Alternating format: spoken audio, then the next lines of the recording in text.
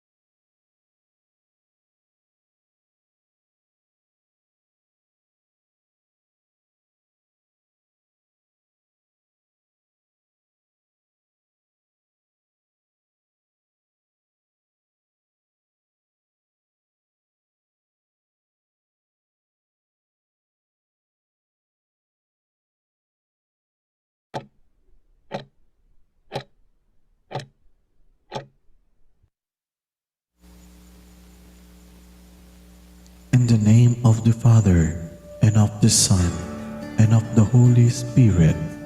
Amen. Heavenly Father, we praise and glorify your holy name.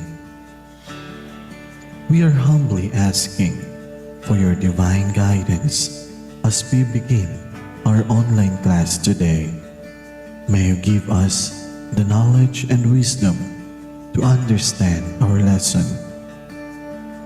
and attentiveness and strength to accomplish the task that we have for this day. May everything that we do and learn find its origin in your wisdom, and through you may we find its purpose in our life, in our home, friends, in our neighbor today, and in the future.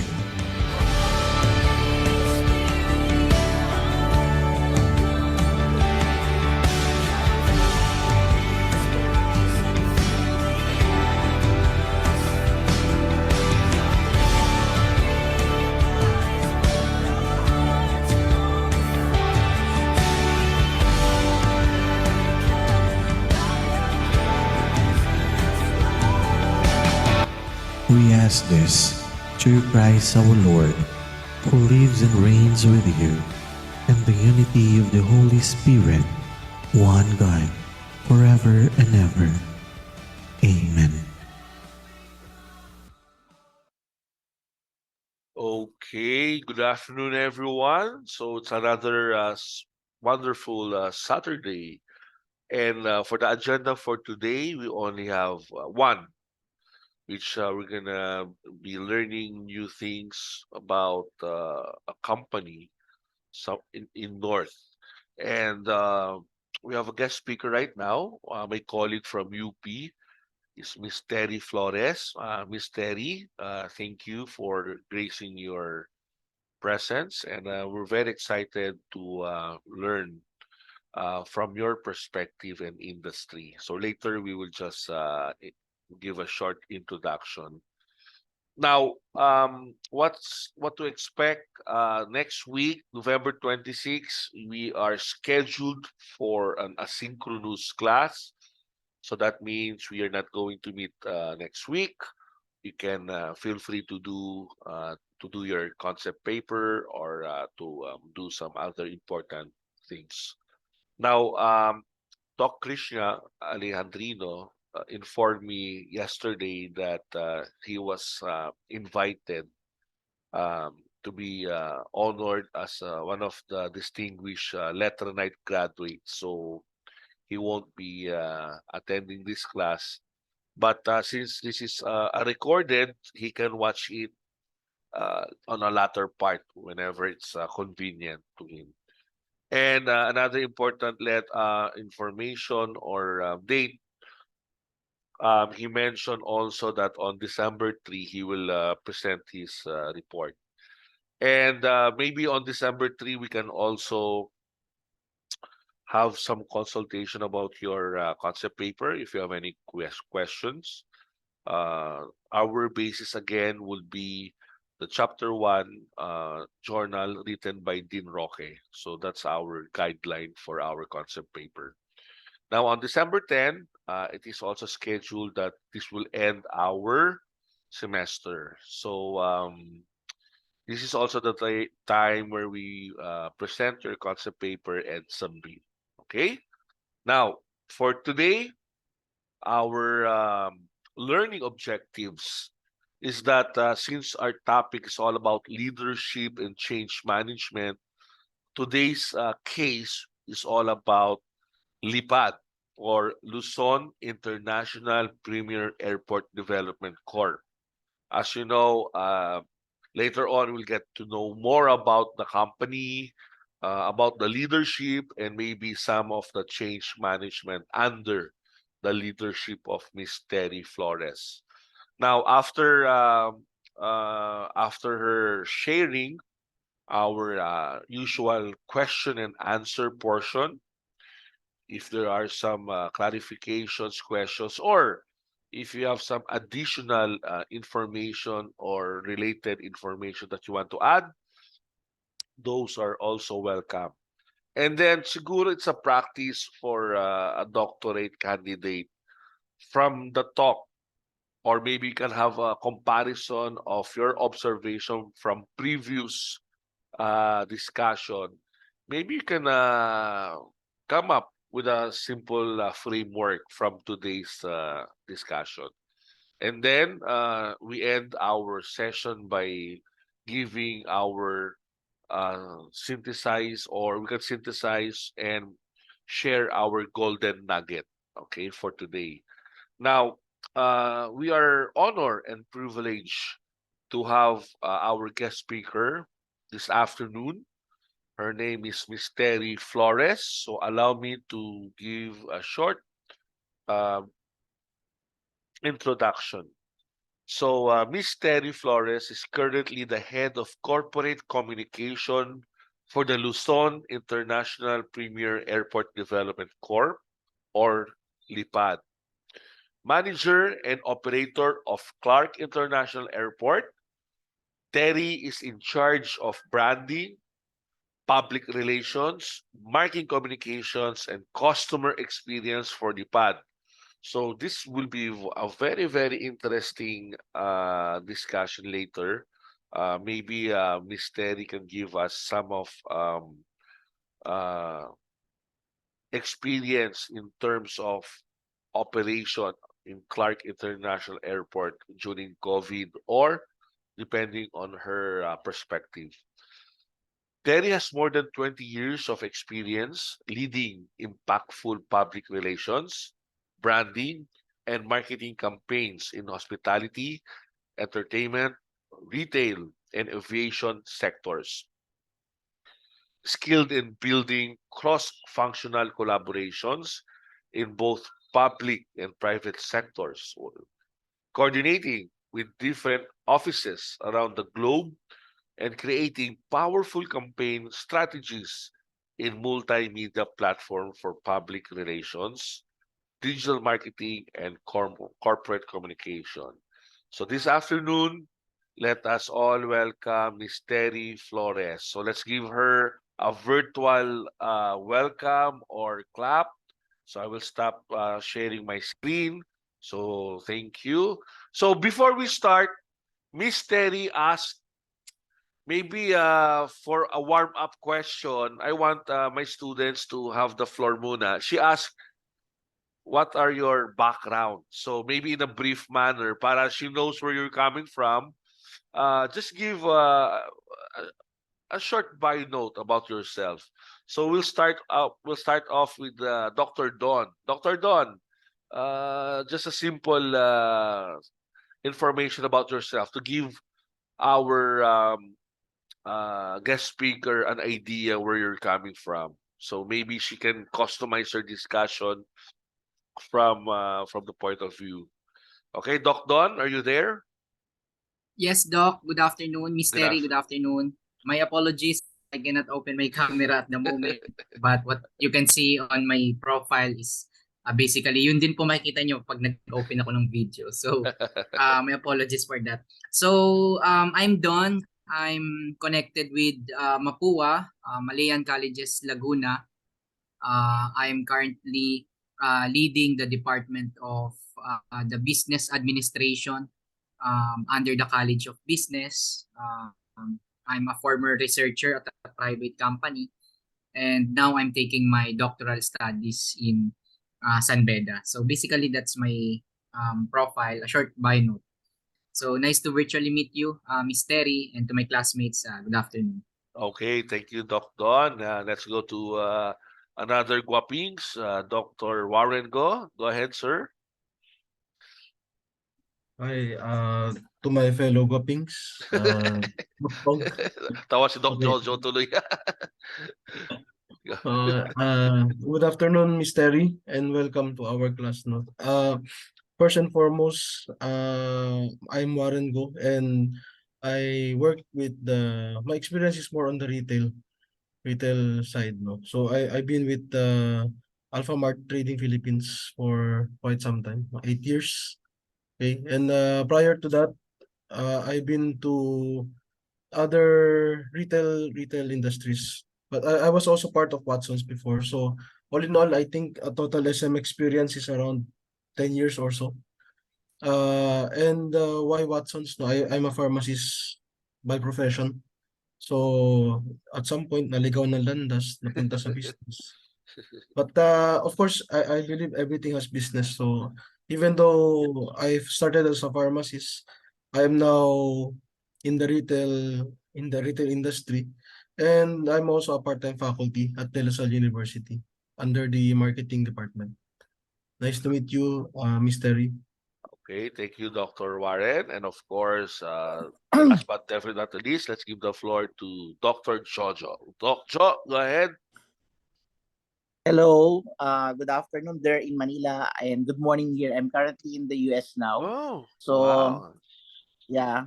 So, if I'll describe myself, I have 25 years of corporate sales and marketing experience gained from multinational companies like Procter and Gamble, PepsiCo, and I'm now connected with NutriAsia. So, basically, mostly FMCG background, and I've also been connected with the telecommunications company Sun Cellular. So aside from being an executive of a marketing organization, I'm also an entrepreneur. I do have small businesses as well in the line of bakeries and pharmacies. And I'm also an educator. I'm currently an adjunct faculty at the Asian Institute of Management, teaching masteral courses and in the School of Executive Education. And I'm a professional lecturer as well at De La Salle University. So good welcome to the class, Miss Teri Flores. Hey, thank you, Doc Jo. So, you nasa US ka pa lang ngayon, ha? When are you coming back? This week then, or it will be Ano doc, sa November 23. November 23. So enjoy Jan. Okay, Miss Terry. So these are our gentlemen who's taking leadership and change management, and the way we appreciate this subject is to take a look at real world. We invite someone from different industries, and maybe we can get some common denominators, or maybe what makes them different. And as a doctor, they can come up with their own conceptual framework or some of the concepts that are. So right now we are something different, which is in the Clark and Lipad. So we're very interested and excited about that industry. Maybe you can give us an overview and coming from your perspective, specifically at leadership and change management. So don't worry, this will be like a very, very informal kwentuhan lang. Okay, so guys, if you have your coffee and tea, let's give the floor to Miss Teri Flores. Thank you, Miss Terry. Go ahead. Hello, thank you. Thank you, Doc Pong. Good afternoon, Dr. Guapings. It's nice to meet all of you. Yeah, thank you for inviting me here. I don't usually do this kind of things, no, but when the subject was mentioned to me, I think it's good to impart our experience, not my own personal experience as a leader, but the leadership and change management that happened in Clark International Airport when Lipad took over. So just a brief background, although I have some videos and presentation to show you guys. Lipad is a private consortium. So it's composed of four corporations here in the Philippines. That's Philinvest, JG Summit Group, PAGS, which is Philippine Airport Ground Support Solutions. They provide ground handling services for airports. And Changi, which is actually based in Singapore, but they have a company registered here in the Philippines purposely to be a member of the Lipad Group. So we're private. We took over the management of Clark International Airport, which used to be managed by a government agency. So yun yung difference. Doon pa lang makikitaan na natin ng change and leadership, change management and leadership difference, no? Clark International Airport used to be managed by a company, a government agency called Clark International Airport Corporation, which is under the Bases Conversion and Development Authority. BCDA, which develops all the bases, BGC, Clark, and now the new Clark City. So that's under their umbrella. Lipad is actually the first product of the public-private partnership project of the Noynoy Aquino administration. So if you are familiar with the PPP concept, so Lipad is actually a fruit of that. That materialized during the Duterte administration. So we transcended 3 presidential eras already, conceptualized during the Noynoy Aquino term, constructed and built and opened during the Duterte term, and then grand opening was held and inaugurated by President Marcos just recently. So just to give you an idea, please allow me to share.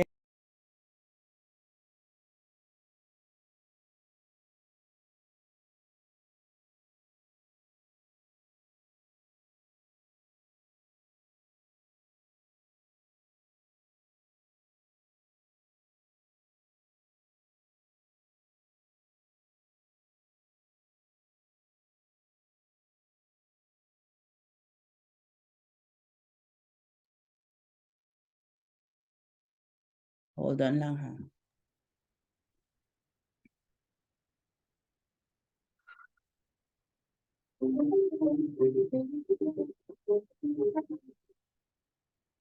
Ipad, paliparin mo ang paliparan na ito.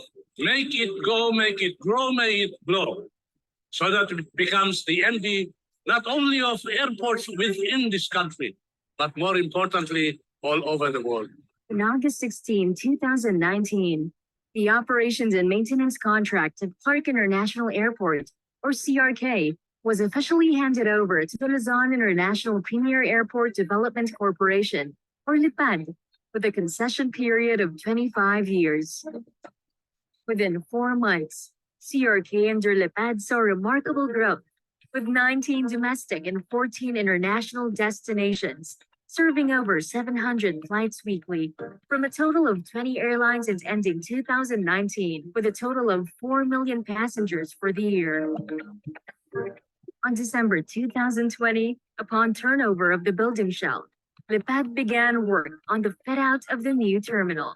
When fully open, passengers can expect a truly world-class passenger terminal with a floor area of 110,000 square meters, 18 narrow bridges, and a design capacity of 8 million passengers per annum. The new building will house both domestic and international terminals of CRK. Designed with the passengers' convenience and safety in mind, the new CRK terminal building will offer contactless passenger solutions, such as self-service check-in kiosks and self-bag drops. In the central airside retail area, passengers will enjoy shopping in the walk-through duty-free area. The undoubtedly Pampangueño Parol, or star lantern, with a rhythmic display of colors, will be a distinct hanging fixture. Another first will be the contactless ordering system for our lounges and restaurants. Ordering food can be done via QR codes, while guests sit themselves safely distanced while waiting for their order. The airport's color palette is used as consistent distinctions for certain areas. Passengers will be able to easily decipher international boarding gates from domestic boarding gates. A vibrant green dominates the international boarding gates, while a serene blue does the same for domestic. The blue refers to the waters of Manila Bay, where the area faces, while the green represents the landscape of Mount Arayat, which faces the international boarding gates of the airport. Even more exciting will be the presence of escalators and elevators in all boarding gates, providing seamless access for all passengers. Passengers are greeted with a refreshing air of grays and creams at the arrival corridor, leading up to immigration. At the baggage reclaim area, passengers are treated with a ceiling design that mimics the jagged stone walling of majestic caves found in central Luzon. A total of 6 baggage claim belts will be available, again offering ease of access to all passengers, allowing for more time with their loved ones and more chance of enjoying the beauty of the Philippines. Lipad, paliparin mo ang paliparan na ito.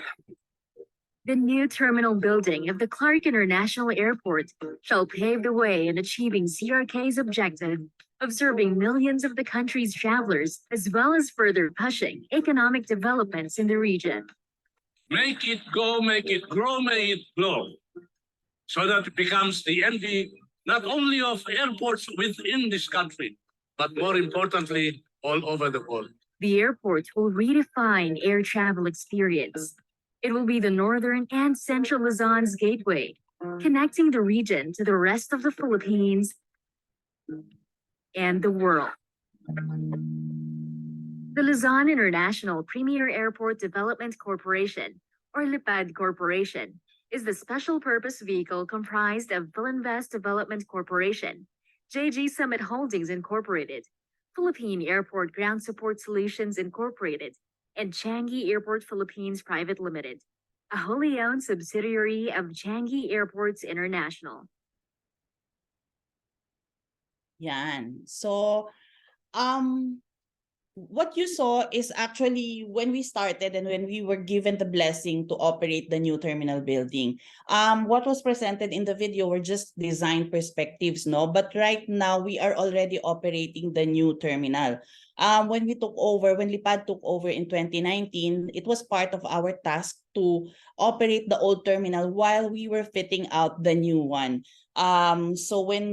Before the pandemic, actually, we were the old terminal, which was built for a capacity of 4.2 million passengers, were already bursting at the seams. So talagang we cannot wait to transfer to the new terminal because the old terminal was very, very crowded already, and we were able to introduce a lot of international flights and encourage a lot of passengers to use the terminal.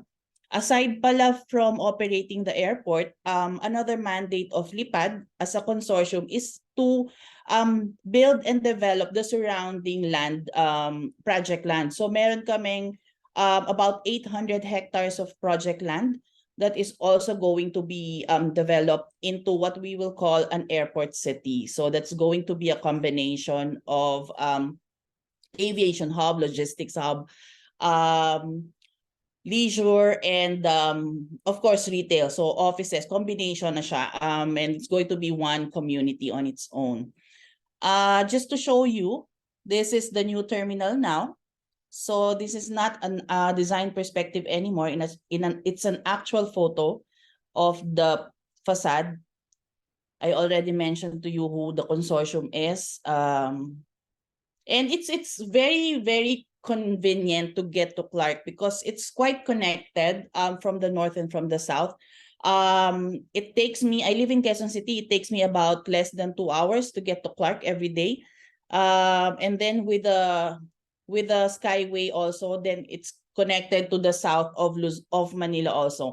Syempre, in the north, you have up to the TPLEX, so you can get up to as far as Ilocos in just less than 4 hours.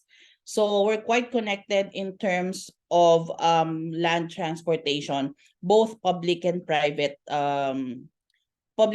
vehicles.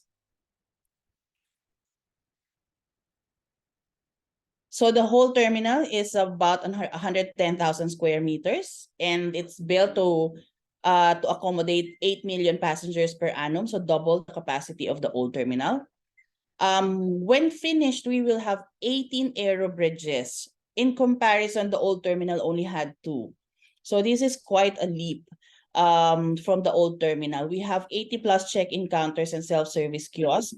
If you notice in the video, we have self-service kiosks which are actually adapted for the pandemic already. So unlike the ones that you see in other airports abroad, these check-in kiosks, you do not need to touch the screen. All you have to do is scan a QR code on the screen, and you can navigate actually and make your check-in process using your mobile device. So this is the check-in hall of the new terminal. The difference about this is it's like walking into an airport abroad already. We do not have X-ray checks for baggage when you enter the terminal. Kasi sa NAIA, diba, when you enter pa lang may x-ray na. Here, no. And we actually accommodate immediate family members to accompany the passengers up to the check-in area. We are also the only airport that has an OFW lounge. So this is free for our OFWs to use. There's Wi-Fi. There's actually, we installed TV sets there already. They can buy food from any of the concessionaires outside and bring it here. So there's a more comfortable lounging space for them while they wait for their flights. So these are the check-in kiosks that I mentioned, and then of course the bag drops. There, so you just need to scan the QR code and then you can already navigate the check-in process through your mobile device. We also use an advanced visual docking guidance system. So recently I saw this also again in action and I was mesmerized because alam niyo yung sa airport yung gumaganon pag nagpa-park yung aeroplano, nakikita niyo yan, diba? So we don't have that. The pilots docking at Clark International Airport are guided by laser.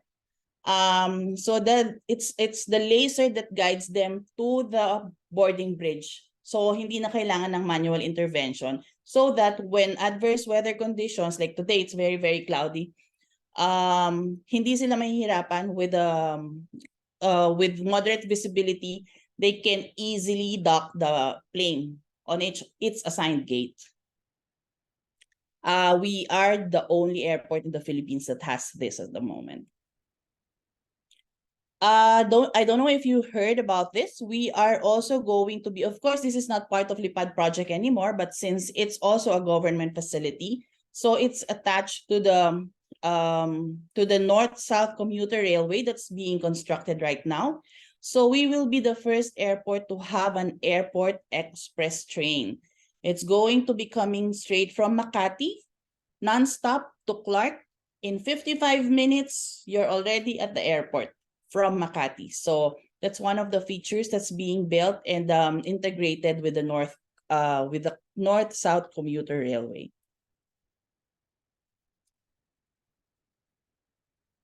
So as mentioned, we transcended 3 presidential terms already. So last September, it was President Marcos who opened the terminal for us.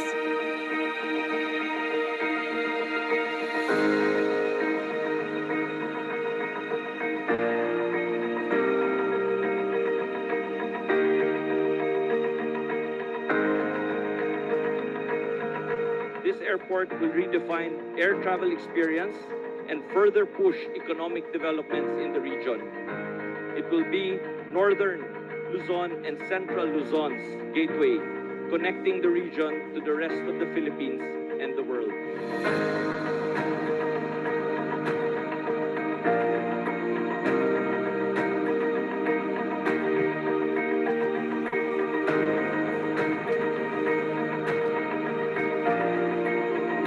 Clark Airport's rapid development is a solid showcase of the effectiveness of partnering with the private sector, or what we call PPP, which I believe is key to accomplishing many of our projects.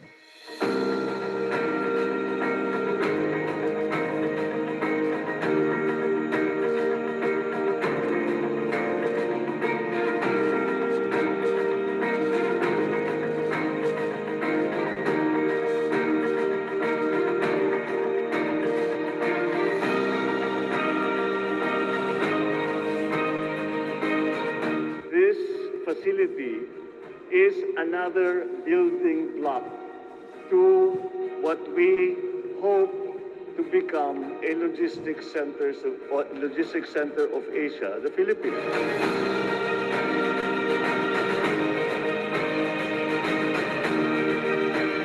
This is also, it is another point that, and the reason why we consider today and this ribbon cutting and opening very, very important, is that it is, as was mentioned earlier, it is a signal to the world that we are open for business.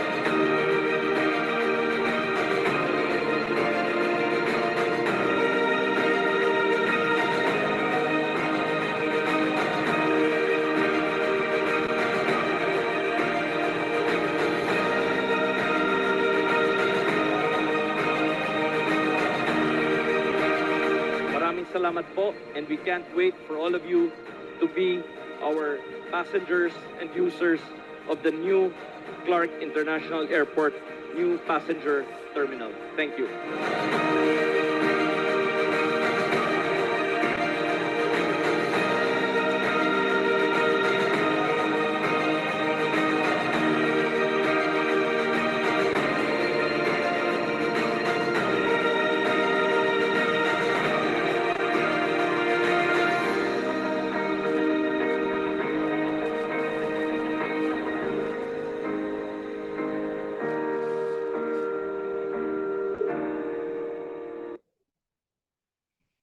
So it's worth noting that we did this, Lipad did this during a pandemic. We took over in 2019. The pandemic happened in 2020. And I have to admit it was quite a challenge doing that and managing, fitting out an airport, a new terminal. When we are globally, we are suffering from an unprecedented event that has never happened or has never been experienced during our lifetime. No, it was such a challenge for everyone, and for an airport such as ours, the closing of international borders actually affected our business. Kasi kung walang flights, walang pasahero. So I think from the most from the beginning makikita nyo how relevant it is to your topic today, which is change management and leadership from a government entity, Clark International Airport's management change to a private corporation. And the transition actually affected not only the company, not only the government, but also the people who were working for it. For our part, we absorbed about 80% of the workforce who used to work for the government agency that was managing the airport. That was part of the concession agreement. We absorbed them and retained their benefits and remuneration package. So we had several town halls. We had meetings with management. We had turnover meetings. We had several working groups just to make the transition seamless and for it to be not a very traumatic experience for the people who will be transferring. Because remember, in the government, people stay for years, for decades working there, and then all of a sudden you will tell them, oh, you're moving to a different company. So we had to create programs in order for them to be able to assimilate to a new culture of working for a private entity. And then the pandemic happened. So what did we do? I actually often brag about this because we were very much aware already that there was a virus that is being watched out by the World Health Organization as early as end of December 2019. And this was because we had quite a good friendship with the media. And I think it was GMA that sent me a message, an SMS, asking if we are already aware of this virus. I forgot now what they call it, but they call it the mystery virus. So that was the text that I received in December of 2019. So right there and then, I told management, I am a member of the executive committee. So we weekly we hold an executive committee meeting, and then we have a chat group also. So I told them na I received this message and I think it's worth looking at. So we set a meeting with the Bureau of Quarantine. The airport is a community of different agencies also. We have a Bureau of Quarantine members working there. So we set up a meeting with them and asked them what they know about it. So apparently, yes, the DOH was already on the lookout for this mysterious disease. And from that point on, we already set working groups and set parameters on how to address this. But of course, we didn't know ano pa yung magiging extent nung effect niya, right? We didn't know that the borders will be closed. We didn't know that there's going to be lockdowns everywhere. All we knew was protocols. So magkakaroon ng mga stricter quarantine inspection for arriving passengers, magkakaroon temperature checks, magkakaroon ng forms. We set up quarantine posts. We talk to the local government. Clark is covered by 3 local government agencies. So Mabalacat, Pampanga, Angeles, and then the provincial government of Pampanga. So we were reporting to these 3. But as our overseeing local government, there's also Clark Development Corporation. So we work closely with these agencies and ask for their support. And also there was also some reporting system that's going on. They wanted to know what's happening, and they wanted to know what Lipad is going to do. Just in case medyo lumala nga yung virus. So that was January. And we were functioning well. We were actually operating as is. And then in March, the government announced the lockdown, right? So the announcement of the lockdown was very, very abrupt, that we were not able, nobody was able to anticipate stranded passengers. And just to show you how bad it was, there was this video.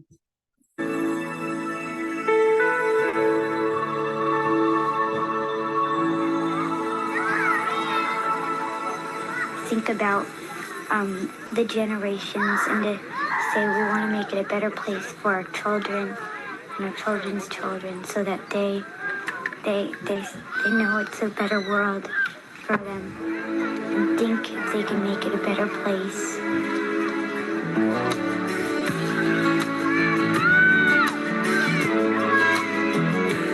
There's a place in your heart, and I know that it is love. It's a place much brighter than tomorrow. And if you really try, you'll find there's no need to cry. In this place, you feel there's no hurt or sorrow. There are ways to get there if you care enough for the living. Make a little space, make a better place, heal the world, make it a better place for you and for me and the entire human race. There are people dying. If you care enough for living, make a better place for you and for me.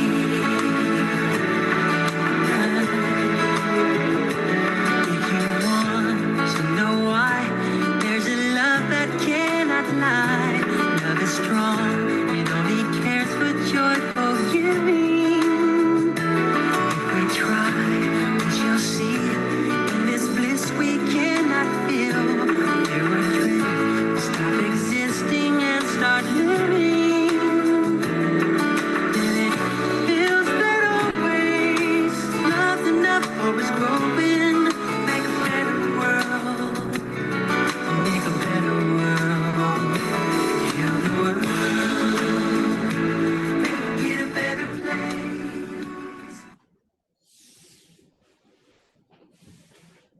Yon. So, medyo Manila closed first, and then our airport followed. And when the airport closed, there was no city, no province, no local government that wants to open its borders to accept these passengers anymore. And it was abruptly, people were in the airport, and then the border closures were announced, flight cancellations were announced. So imagine kung ano yung challenge nung saan namin dadalan yung mga taong to. There were foreigners, there were OFWs, there were people who arrived from the Middle East. They arrived in Naiya. Naiya was not, domestic flights were already closed, so they traveled to Clark, hoping that they can still catch flights going to their provinces, pero unfortunately wala na din. And if you remember, I mentioned earlier that we were working closely with the local government. That's where they came in. 3 days, and during that time, I was already working from home because I live in Manila, and there will be a challenge for me to get from my house to work because of the border closure. So I was working from home and monitoring the situation. I handle customer experience, and that means those people, the team that was talking to the passengers, attending to their needs, they report to me. So I also need to know what's happening. And for 3 days, halos wala kaming tulog coordinating with different government agencies because one, we have to feed them. We have to find a solution for them being stranded. Saan sila titira? Kung titira sila talaga o paano namin sila maiuwi? Those who can be transported by land, then it's easy. We coordinate. We are partners with Genesis bus transportation, so they can actually provide bus transportation to those people who can travel by land. But what about those that really need to fly? So the BCDA stepped in and they sponsored accommodation. That's after the 3rd day. So I was talking to Red Cross, I was talking to the local government of Angeles, the local government of Mabalacat. We were assigning these agencies meals. Kung kailan sila magsa-sponsor ng meal just to feed these people in the airport. I think in one given time, we had about 200 people in the airport that we need to feed. And they were sleeping on the floors, they were sleeping on the ground, there were children, there were senior citizens. And on the 3rd day, that was when BCDA said, okay, one of the hotels in Clark agreed to partner with us, and these people will be transported there, and that's where they will stay until borders open. And they stayed there for 2 months. So that's one of the challenges. We also closed the airport for about, I think 2 months. But we're one of the last that closed, but we're also one of the first that opened because we were used to accept the first, repatriation flight from Wuhan. So it was a very controversial flight as well. I had media jumping fences. I had media crossing gates or, crossing restricted areas just to cover the flight because this was one of the very talked about repatriation flight where we had doctors in full PPE boarding the flight, going to Wuhan, parang they were going to war. And we were cheering them on, and when they arrived, it was the same thing, and everybody had to be quarantined. So it was actually quite a challenge. Right now, medyo the situation has improved. In fact, we're going maskless, diba? Voluntary wearing of mask na. So even in the terminal, voluntary wearing of masks na din. The restrictions are still there, so people are continuously advised to observe physical distancing, to still be wary of their health. So kung may nararamdaman, stay at home na lang. And of course, the government, the Bureau of Quarantine is still implementing this e-arrival card, which every passenger arriving in the Philippines has to fill up and present upon arrival. So that's how we're controlling and we're monitoring still COVID-19. So I think that about explains the role of LIPAD in Clark International Airport and how it was changing from a private from a government agency to a private company. So if you have any questions. Okay, thank you, Ms. Terry. So this is where we have our very informal exchange of questions or ideas. So let's open the floor. Anyone would like to first cast? Okay, Doc Jojo, you're acknowledged. Go ahead, sir. Hello, I'm Teri. Is this the first of its kind of arrangement in the Philippines? An airport being managed by a private entity? No, Mactan Cebu International Airport is also being managed a private entity. So they're managed by a company called GMR Megawide, which is also a partnership between an Indian company, GMR, and Megawide, which is a local company. But the difference is there's still an oversight function by a government agency, which is the Mactan Cebu International Airport Authority. Whereas kami, wala kaming government agency na oversight. I hope you become successful so you immediately declog the Manila airport. And I hope Yes. your company Yes. can also bid to manage the Manila airport. Yes, actually, I agree with Dr. Jojo. One of the many problems in our country is the airport, the capacity. It's a good thing that aside from this Clark, 5, 6, 7, 8 years from now, the San Miguel airport as well will be available. So that's something that we are expecting in the future. Sir Jojo, go ahead. Actually, I've been traveling a lot, and every time I go out, I always wish that my country will have this, world class airports like Mm. the one in Singapore, the one in Dubai, and I'm here in the US, just seeing their domestic airports like the West Michigan and here in Philadelphia. Uh, Sabi ko, we can also do this in the Philippines. The one that you mentioned, Mr. The kiosk thing. Uh, you can check in 5 minutes without hassle. You can Yes, go inside the airport where the correct, families can also. That's the pain points here in the Manila airport. Ano? correct. Once you drop your family, you can only stay in the drop area. Then they Yes. cannot even go inside. And when the OFW family arrives in Manila, you'll also see how chaotic it is for the families to wait at the parking. So I Correct. hope we can really make a difference in soonest. Well, that we did that already in Clark. So the self-service kiosk is operational, the bag drop is operational. You don't actually need to go to a traditional counter and talk to an airline agent to complete your check-in process anymore. So pwede mo nang gamitin yung mga yon. And like I mentioned, pwede kang ihatid ng mga kamag-anak mo up to the check-in hall. In Mm. Yep. fact, they can access, we have a domestic food hall, so they can also bring their kamag-anak there. So kung matagal pa yung flight, pwede silang kumain muna or pwede silang mag-hangout doon.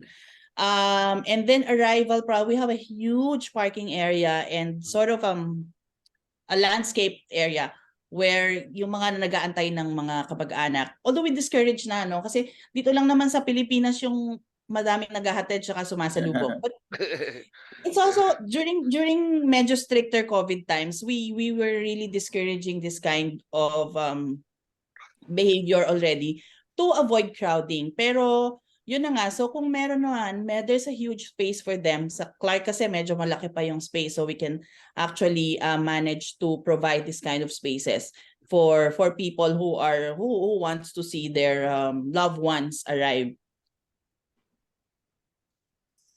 And lastly, you mentioned kanina, Miss Terry, that there's Wi-Fi access in the Yes. lounge. I hope the access is all over There's Wi-Fi the access airport. throughout the airport and it's not Yeah, very limited to 30 nice. minutes only. Good. That's the best in class practice in the Yeah. international airports. Yes. Thank you, thank you. And Well, there's hope for the country if more airports will be privatized. yes, yes.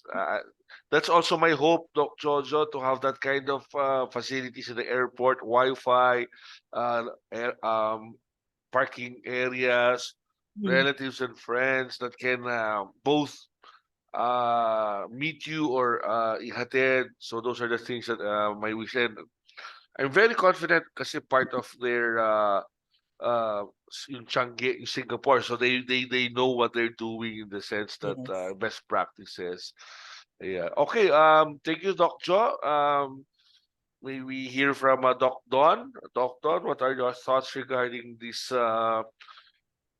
public-private and this Clark Yes, Doc. Airport? Actually, wala naman ako, Doc, major question. But, and I didn't see any differences then with leadership and change management implementation na corporate and with this kind of organization. But ma'am, siguro I'll go with the personal view.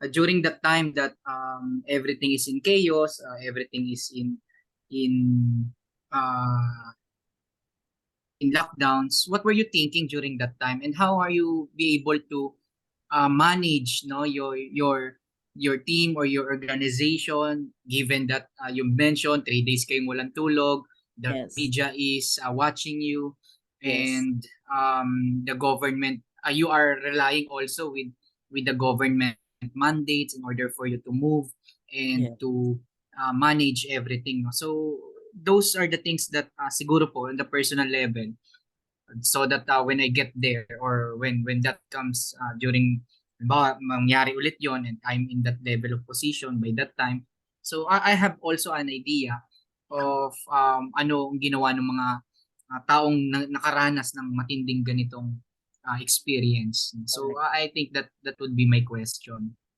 I think one of the biggest challenges is sa atin na lang to ha, working with the government, because the government releases guidelines last minute, talagang overnight, tapos sabihin nila i-release nila ngayong gabi, bukas implementation na to, and it's very difficult because ideally you have to have time to be able to communicate it to your customers, no, in our case our passengers coming not only from the Philippines but also from abroad, and we don't have that luxury of time. So we have to make do and we have to keep up. Ano yung ginawa namin? Facebook. We noticed that most of our passengers, we have a very high Facebook engagement. So we make sure that our Facebook page is up to date with all of these guideline updates from the government. And also keep a good database of your contacts, media, government agencies, any agency that you think that can help you. Embassies. I remember during the full 2 months of lockdown, every day, including Sundays at 7 a.m., I get a text from the UK embassy and from the Spanish embassy asking for updates on flights, because they're also monitoring the welfare of their nationals that will be stranded, that will be ferried in through repatriation flights. So it's good to have the number of these people on your mobile so that you can actually just speed dial them when you need help. It helped me a lot looking for food for the stranded passengers.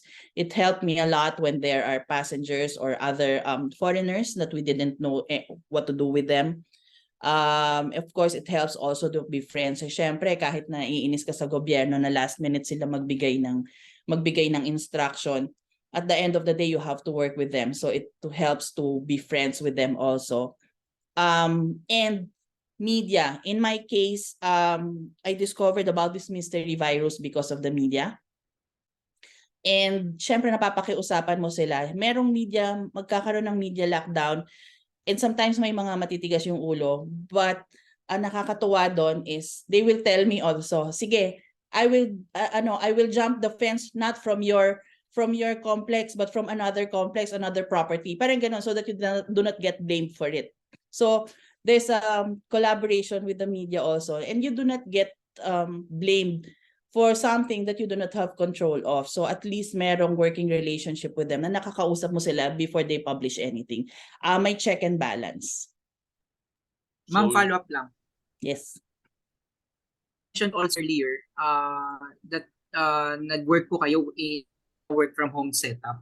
My Yes. question is, ano po ang mga barriers and what leadership traits emerge in managing this kind of problems and finding solutions to these problems during the time na naka-virtual po kayo? So, need to say, we are managing every virtual. May mga ano po ba, leadership traits that emerge? For the initial part, na everybody was working from home, wala naman, because kumbaga parang operationally the airport was closed also. So our team were in their respective homes. So lahat kami working remotely. Yung time na merong naka-station sa airport because they were dealing with the stranded passengers, yun yung mahirap. So kaya ko siguro nasabi na wala kaming tulog is because although I was not there physically, I also have to monitor kung ano yung ginagawa nila. And I was the one who's, kumbaga, giving directions on what to do. Kasi ang mga tao naman na to, they will just follow your instructions and they will get direction from you. So, yung yung strategic direction was still coming from me. Yung coordination for yung mga different agencies that were helping us still coming from me. So, yun. So kahit nasa bahay ka, na dapat wala nang office hours. You just work and regardless of what time it is. Thank you, ma'am. So that's the kind of leader, Ma'am Teri, that you have. Parang you go beyond. It's Yes, so ang joke ko nga 24/7. dyan, until now, kasi yun nga, customer experience, so I have team members who are on graveyard shift. Kasi 24/7 naman yung operation ng airport diba? So ang joke ko dyan, call center ako. If you text me 3 a.m., sasagutin ko kayo kung may issue kayo, diba? So yun, that's actually how we work. But that's also a challenge, Mr. It takes toll in your health as well. Yes. Kasi 24/7, there are some crises. I hope crisis would already be addressed and but that's the nature. You don't know when it strikes. Just make sure that Correct. you're ready and parang flexible in what might happen. Based from the conversation, three C's communication, because you mentioned about constant communication through Facebook, social media Yes. at the time. Collaboration among stakeholders with the Yes. government, with your customers, and coordination as well.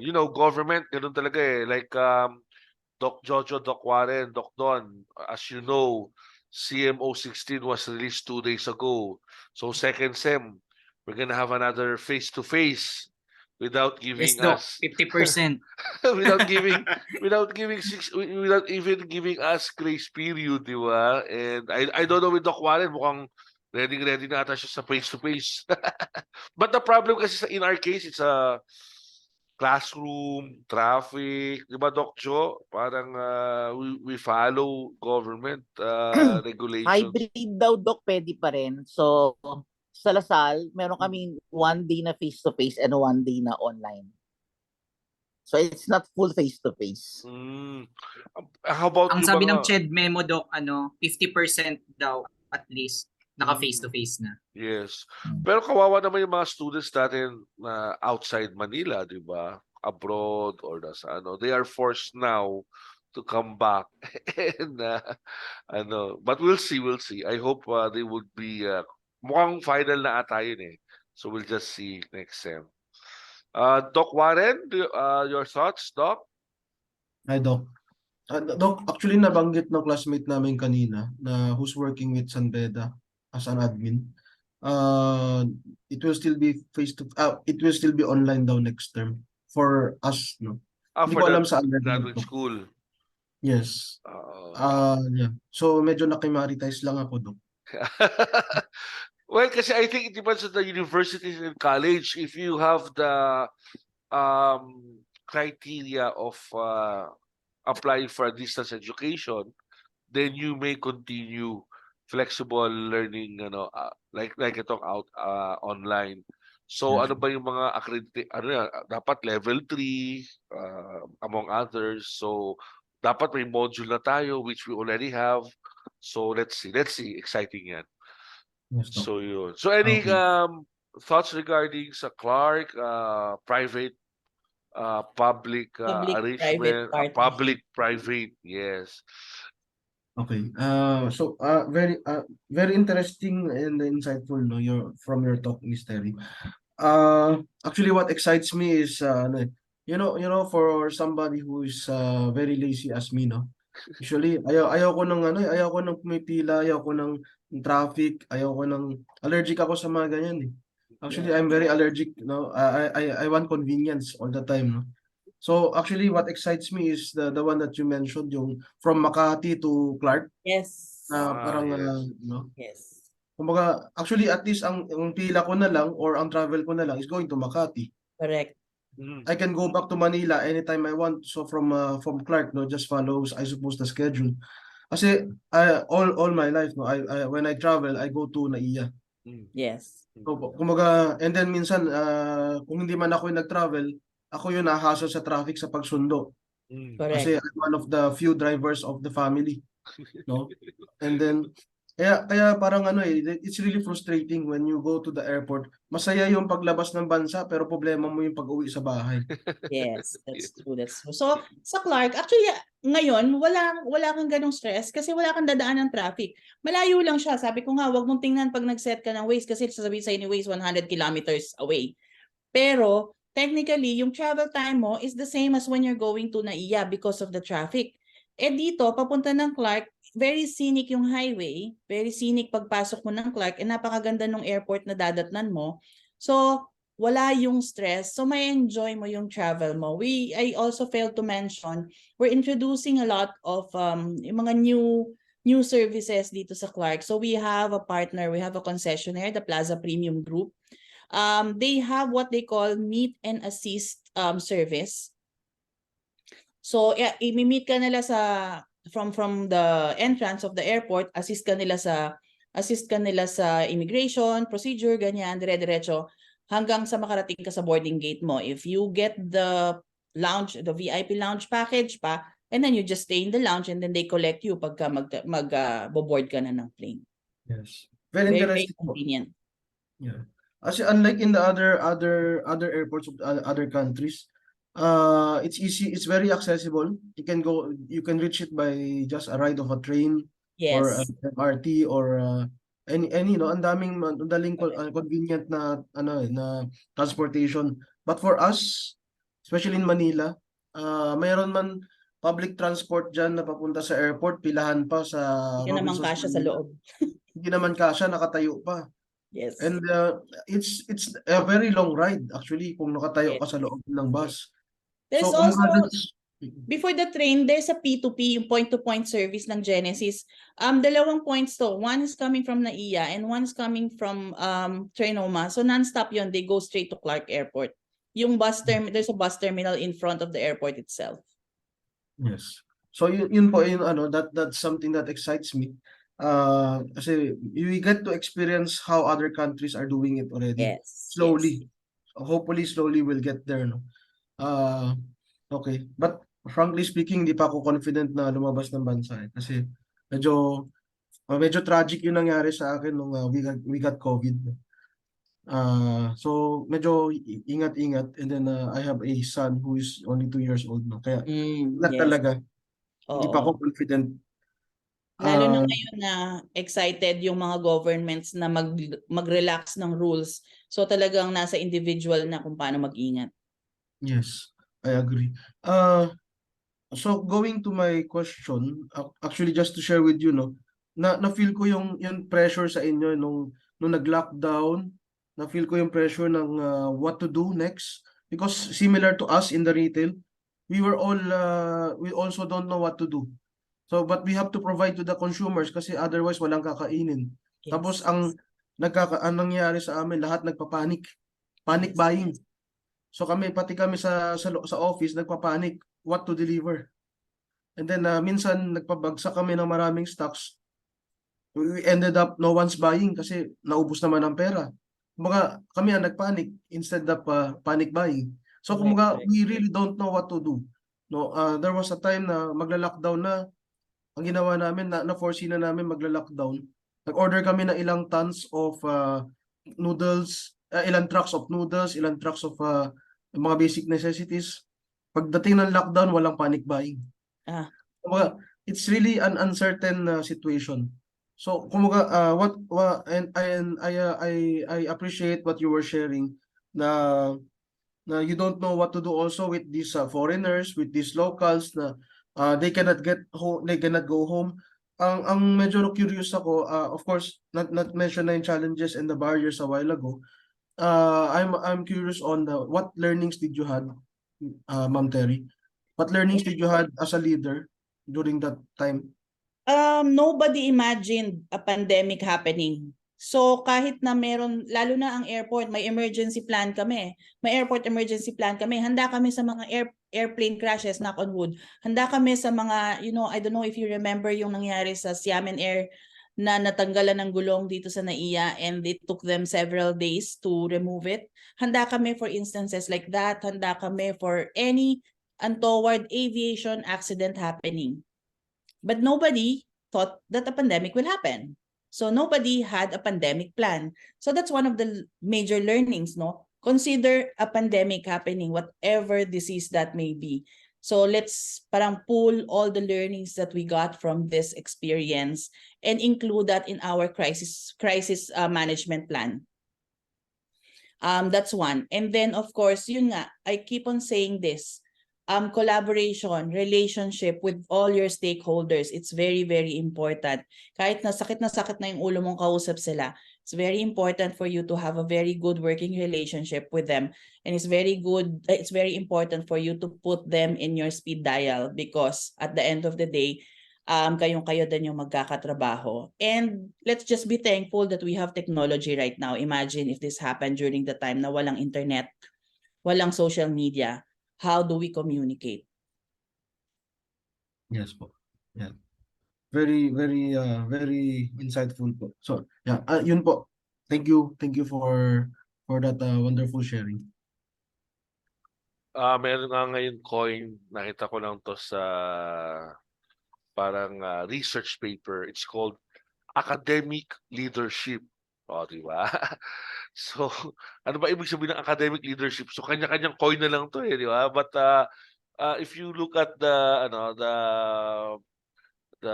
abstract, it talks about academic leadership has the following.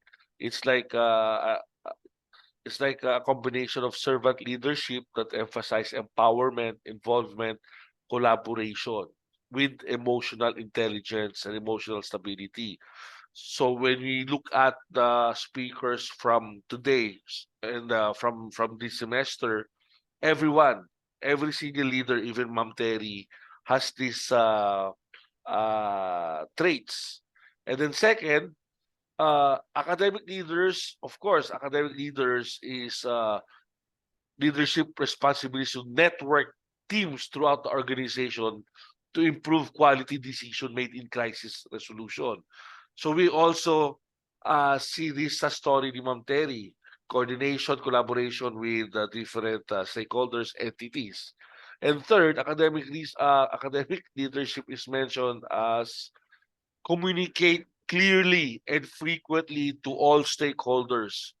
From day one, kay Miss Joy, dun sa may retail, that's what's been the first day. Communicate.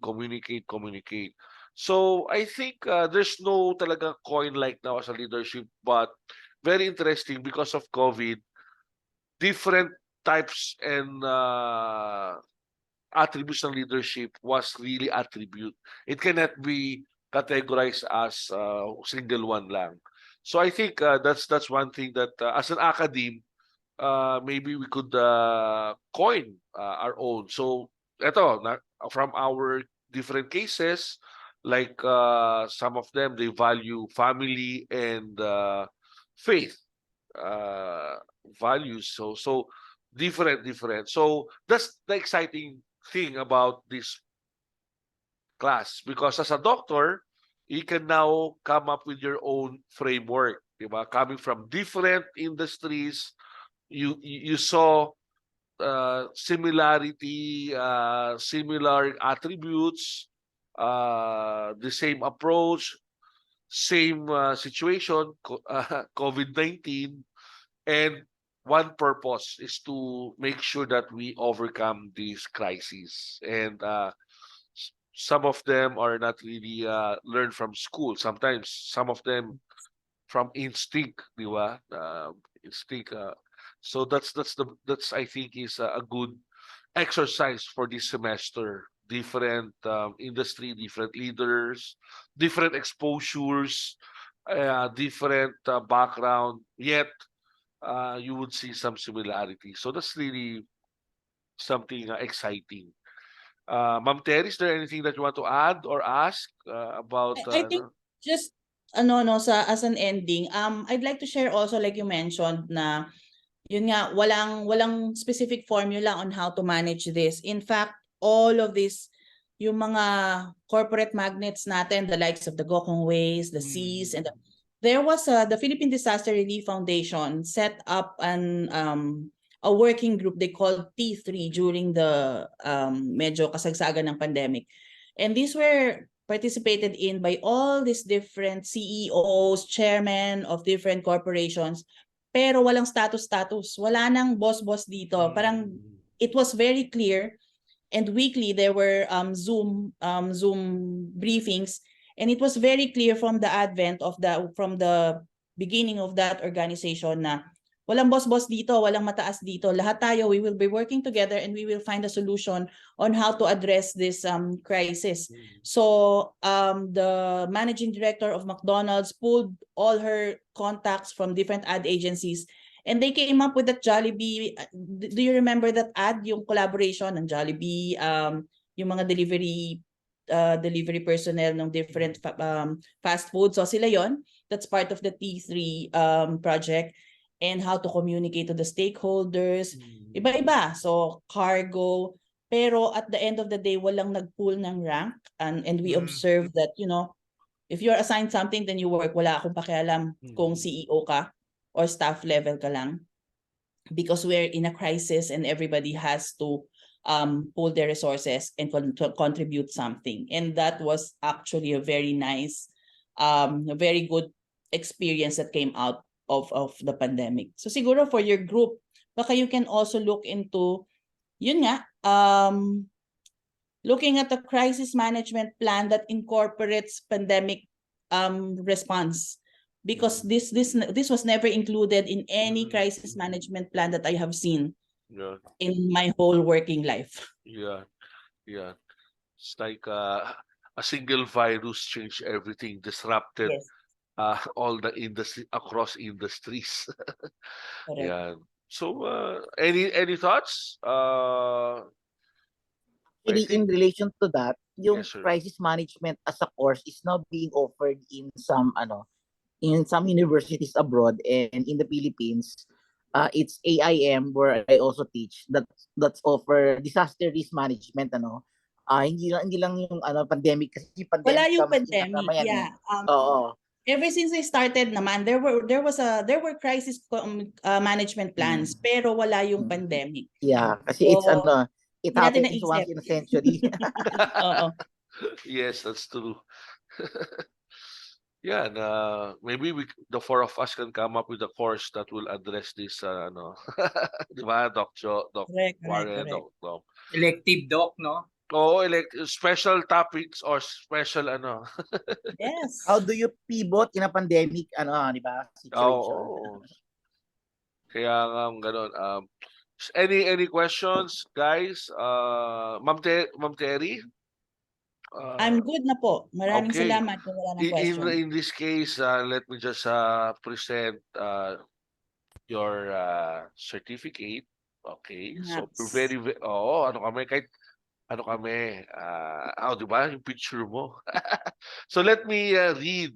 So the San Beda University Graduate School of Business awards the Certificate of Appreciation to Ms. Teri Flores for sharing her exceptional experiences and distinguished professional abilities as resource speaker at the Graduate School of Business, San Beda University, given this 19th day of November 22 at San Beda University, Manila City via Zoom.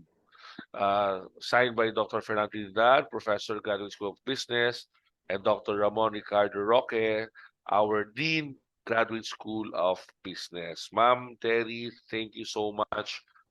We want to take this opportunity to take picture. Don, yung open yung camera mo, no? So, dyan ka na lang. Ganyan na lang. Yan na. Okay. As office doc eh. Sige. So, let us count by 3. Ma'am Terry, 1, 2, 3. Ayan. So, let me just make sure that I save. Baka mamaya kasi hindi ko siya na-save. Sayang naman yung documentation. Okay, let me just do this a quick.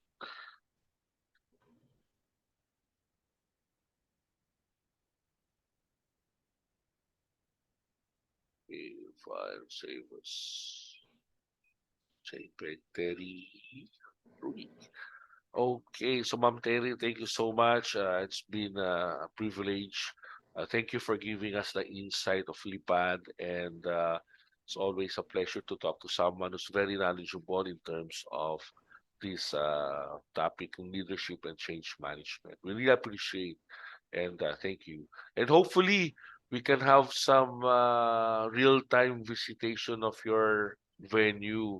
Yes. And ayaw kasi ni Doc Warren yung matraffic. So please give us the ideal real world, first world how they travel, di ba? Kahit 100 kilometers yan, basta may ano. And Huwag I na lang think kayong tumingin sa Waze. ayun, Doc, saka willing to maganda drive, basta infrastructure. maluwag. Yes. Oo, and Willing scenic, to di drive. ba? Yes. Ganun naman sa atin eh. So infrastructure, onting-tis lang tayo, maybe in the next 10 years, we'll be better off than our Asian neighbor. Ma'am Terry, thank you. And if you need to attend some other matters, you are excused. And thank you, Ma'am Terry. Salamat. Thank you. And Nice meeting you, I'll everyone. see you soon. Thank We'll see you you, Miss soon. Terry. Terry. Terry. Thank you so much, Miss Terry. Thank you. Siguro we will ask her to have our tour pag maluwag na tayo. Now, we know that our colleague si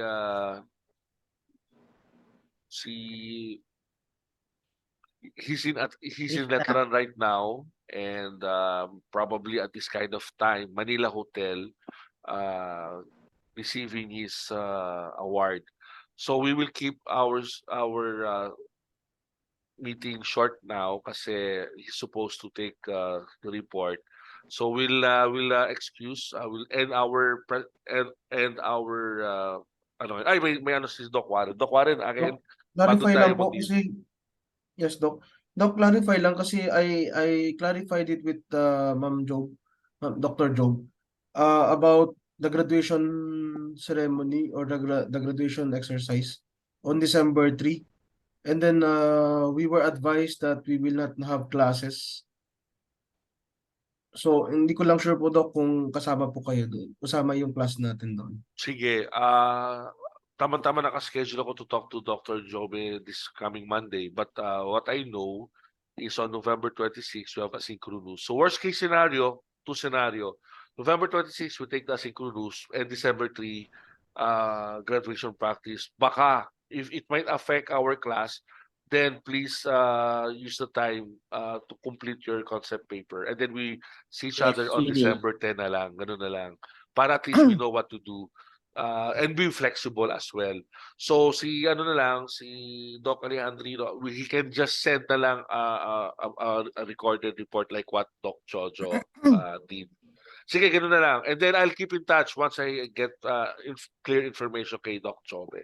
Worst case scenario, November 26, December 3, we won't meet, and then just use the time to do your concept paper. And then by December 10, a little presentation lang about your concept. And then I'll ask your permission kasi this will be submitted to me. I'll take a look at it. Our purpose is really to publish. Publish natin, Doc. Publish Oo. natin. Sayang naman, maganda naman yung topic eh.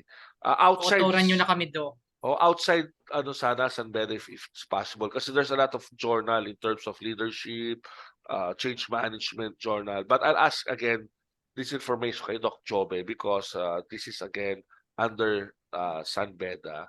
So I just want to make a clear go signal from them. Okay? So I think Sige, that's Doc. about it. I'll post kay Dr. Marzan. Maganda rin yung topic niya. Tinanggal ko na yung ating side topic para academic yung ano natin. Okay? So again, Doc Jojo, ingat ka dyan sa States. Enjoy. Sir Warren and Doc Don, thank you. Yes, And Doc. Thank you. May tanong po yata si Doc Warren. Doc Warren, what's your question?